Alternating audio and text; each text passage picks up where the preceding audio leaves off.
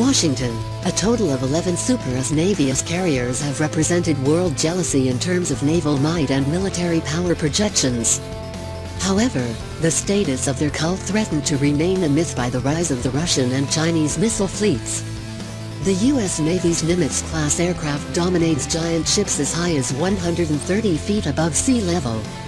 With an average length of more than 1,000 feet, these ships are like floating cities or mobile aircraft fields. One of the aircraft carriers driven by nuclear reactors carries around 80 aircraft and 7,000 sailors, marines and pilots. One ship operator costs around $5 billion US, while fighter planes on it may cost billions of dollars. The life of the crew and the importance of the aircraft carrier for the U.S. understanding of its national strength are priceless.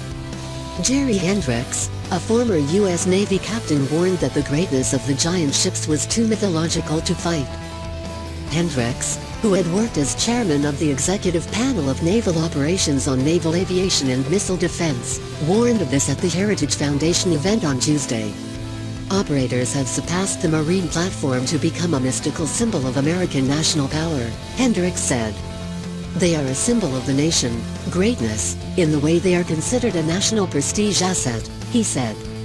According to him, if the U.S. buys all one operator in 1 year, it will consume 80% of the total shipbuilding budget. But with the rise of killer missiles from China and Russia, which were made specifically to sink the aircraft carriers in the sea, it would threaten the status of the aircraft carrier as a symbol of the greatness of the American military.